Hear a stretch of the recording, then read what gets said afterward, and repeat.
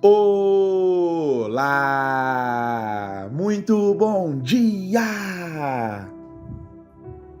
Eu sou o Pedro Quintão e esta é mais uma mensagem da série Café com Fé.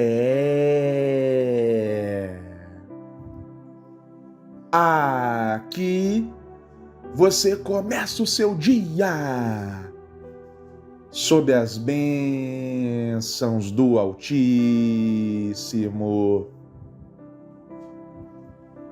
E hoje é sexta-feira, dia 5 de dezembro de 2025.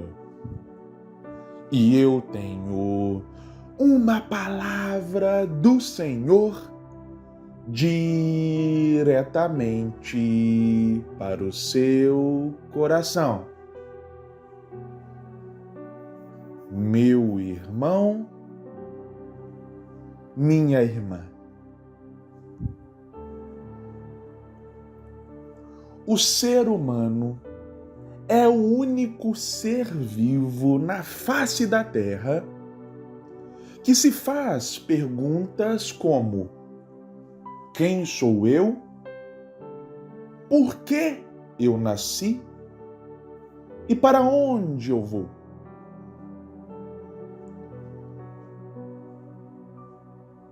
E às vezes nós ficamos a vida inteira buscando respostas para estas indagações.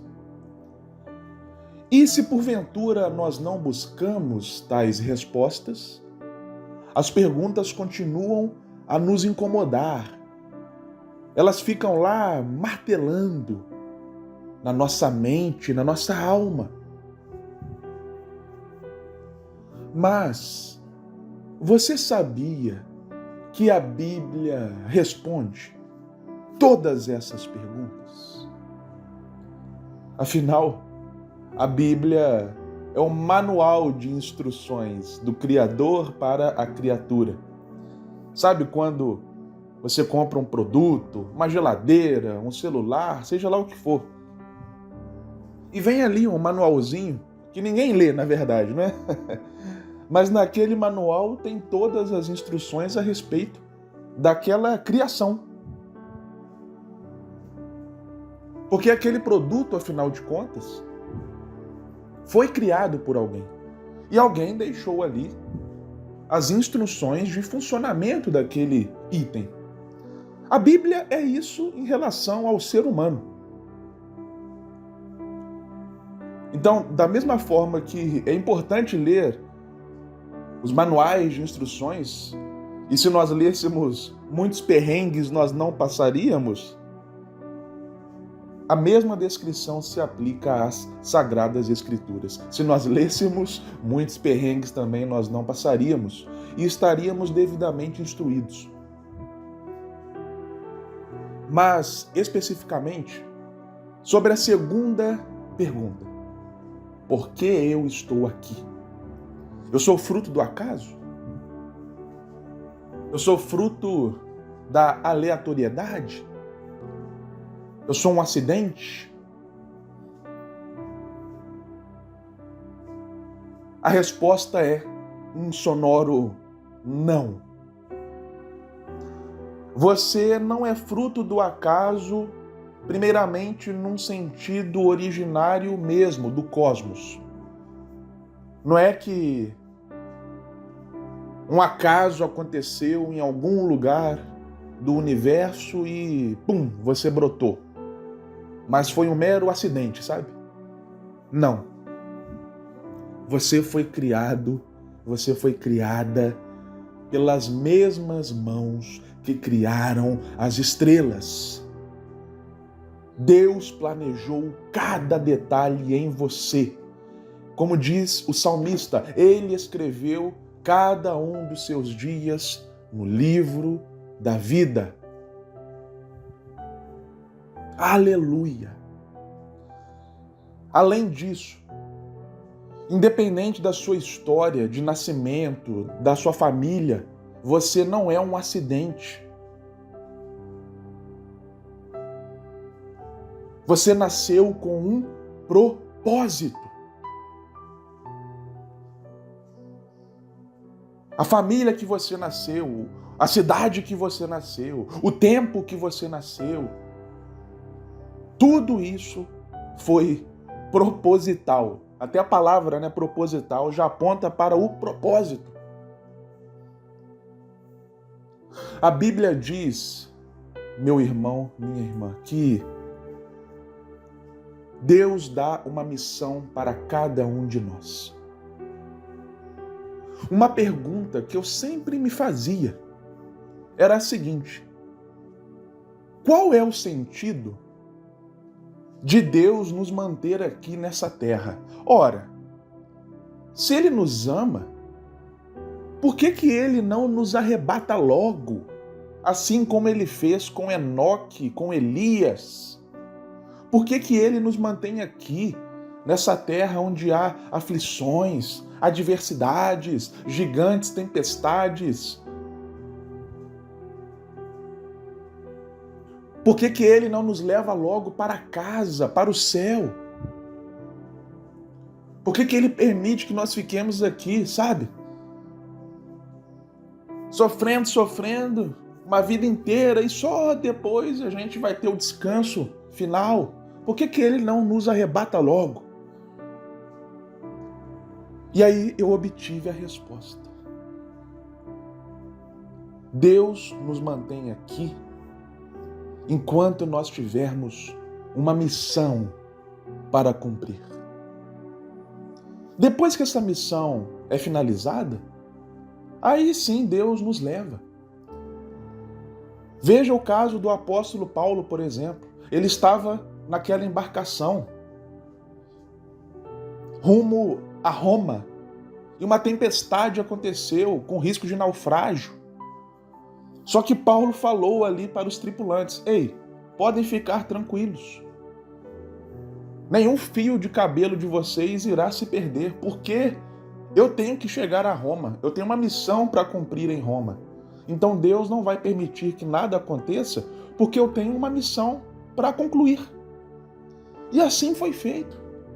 E depois, no fim da vida, Paulo escreveu: olha, combati o bom combate, acabei a carreira, guardei a fé. Ou seja, missão cumprida. Na hora que Paulo fez tudo o que ele tinha para fazer, Deus levou ele. Disse muito em sepultamentos: o fulano de tal que partiu já cumpriu a missão dele. E é verdade. Se Deus permite que nós passemos dessa para melhor, é porque a nossa missão já foi concluída. Mas enquanto estivermos aqui, temos uma missão para cumprir, um propósito para viver. Mardoqueu afirmou para Esther, a rainha Esther, conforme está registrado no livro de Esther, capítulo 4, versículo 14. Quem sabe não foi para um momento como este que você chegou à posição de rainha? O que Mardoqueu estava falando era o seguinte: Esther, você não chegou no trono só por acaso. Você não chegou no trono porque Deus resolveu te dar um presente. Você não chegou no trono para realizar um sonho pessoal seu. Não. Você chegou no trono, Esther. Você chegou à posição de rainha, Esther, porque você tem um propósito para cumprir nesta hora. E muitas vezes, meu irmão, minha irmã, nós nos esquecemos disso. Nós nos esquecemos que Deus nos coloca em lugares, em situações na vida para cumprirmos um propósito. Eu estava lembrando esses dias do testemunho dos irmãos moravianos, que eram pregadores do Evangelho. E eles intentavam pregar o Evangelho numa ilha onde havia escravos, há muito tempo atrás. Só que o dono dessa ilha não permitia a entrada. Somente se aqueles irmãos fossem escravos, que eles poderiam adentrar naquele local. Eis que eles fizeram o seguinte: aqueles irmãos moravianos, crentes em Jesus Cristo, se venderam como escravos, só para pregar o evangelho para os escravos, as pessoas daquela ilha, e levá-las à salvação eterna. Olha só. E a história conta que quando eles estavam no navio, saindo ali do porto, muitas pessoas, amigos, familiares, irmãos da igreja estavam ali se despedindo deles, em lágrimas, porque eles sabiam que aqueles irmãos não iriam voltar nunca mais. Só que os irmãos falaram que o Cordeiro receba a recompensa pelo seu sacrifício. Olha a mentalidade deles. Eles entenderam que a vida deles era para cumprir um propósito.